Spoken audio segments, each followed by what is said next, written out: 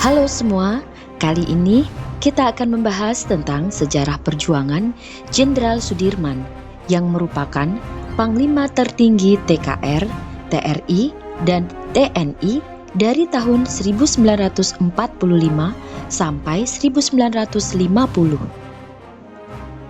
Jenderal Sudirman memulai karirnya sebagai guru sekolah dasar yang dikelola Muhammadiyah di Cilacap pada tahun 1936.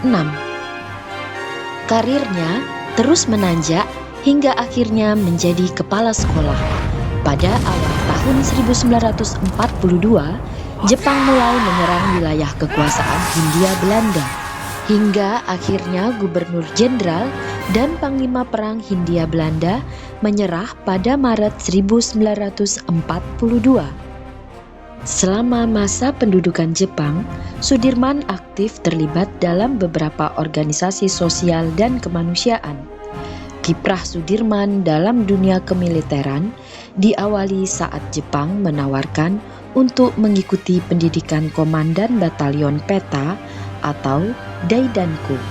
Setelah pemberontakan Peta yang dipimpin oleh Kusairu pada April 1945, Sudirman dan anak buahnya dikirim ke kamp pekerja kasar untuk meredam kemungkinan gejolak lanjutan. Setelah Kaisar Hirohito mengumumkan Jepang menyerah tanpa syarat, Sudirman memimpin pelarian dari kamp bersama rekan-rekannya membentuk Satuan BKR di Banyumas dengan bermodalkan persenjataan yang diserahkan oleh pasukan Jepang di Karesidenan Banyumas. Saat pembentukan TKR tanggal 5 Oktober 1945, Sudirman mendapatkan tugas untuk memimpin Divisi 5 dengan Supriyadi sebagai Panglima tertinggi TKR. Tetapi karena Supriyadi menghilang setelah pemberontakan Peta, dilakukan pemungutan suara di antara komandan divisi TKR dan Sudirman terpilih menjadi Panglima tertinggi TKR. Sudirman segera memerintahkan divisi kelima untuk menyerang posisi sekutu di Ambarawa dan secara langsung memimpin pengepungan pasukan sekutu di Semarang. Dengan terpukulnya mundur pasukan sekutu, maka hilang keraguan sejumlah pihak atas kemampuannya untuk memimpin TKR. Setelah disahkannya Perjanjian Linggarjati pada awal 1947, Jenderal Sudirman menggunakan masa damai yang sesaat untuk melakukan reorganisasi TKR dan TNI atau Tentara Nasional Indonesia diresmikan pada 3 Juni 1947. Pada tanggal 21 Juli 1947, tentara Belanda yang telah menduduki wilayah peninggalan Inggris selama penarikan mereka melancarkan agresi militer pertama dan dengan cepat berhasil menguasai sebagian besar Jawa dan Sumatera.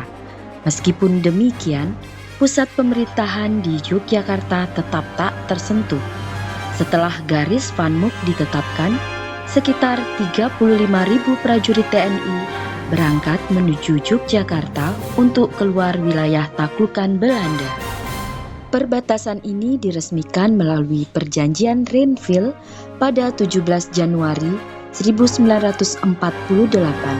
Penanda tangan perjanjian ini diantaranya adalah Amir Syarifuddin yang pada saat itu menjabat sebagai Perdana Menteri. Perdana Menteri Amir Syarifuddin kemudian digulingkan akibat mosi tidak percaya yang berkaitan dengan ketidakpuasan atas hasil perjanjian Rhinville. Revolusi proletar pecah di Madiun pada September 1948 yang dipimpin oleh Syarifuddin dan pasukan di bawah Partai Komunis dan Sosialis yang dapat diredam oleh pasukan TNI di bawah pimpinan A.H. Nasution. Pada Desember 1948, ketegangan dengan pihak Belanda kembali meningkat dan agresi militer kedua dilancarkan Belanda pada tanggal 19 Desember 1948.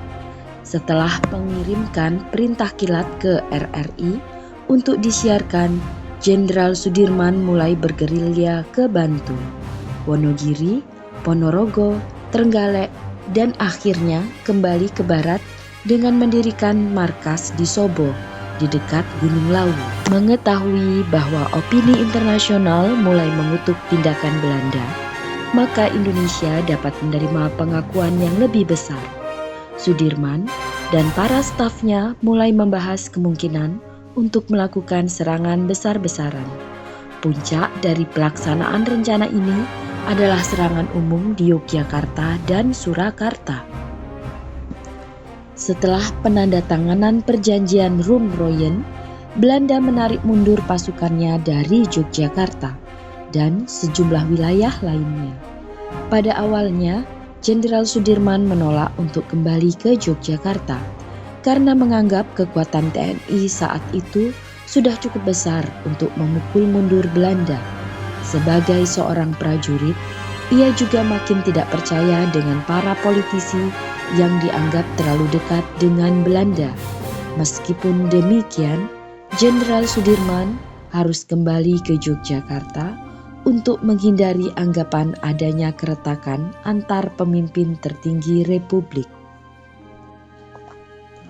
Gencatan senjata di seluruh Jawa mulai diberlakukan pada tanggal 11 Agustus 1949. Sudirman terus berjuang melawan TBC dengan melakukan perawatan di Rumah Sakit Panti Rapih.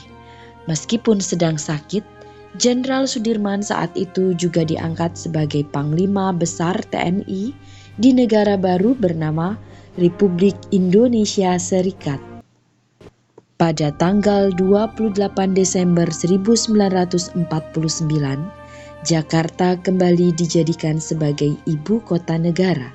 Sudirman wafat di Magelang pada pukul 18.30 malam pada tanggal 29 Januari 1950.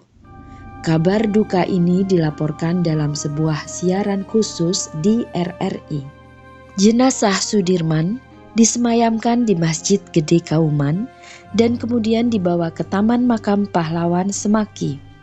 Jenderal Sudirman kemudian ditetapkan sebagai pahlawan nasional Indonesia melalui keputusan Presiden nomor 314 tahun 1964 dan diangkat menjadi Jenderal Besar Bintang 5 pada tahun 1997.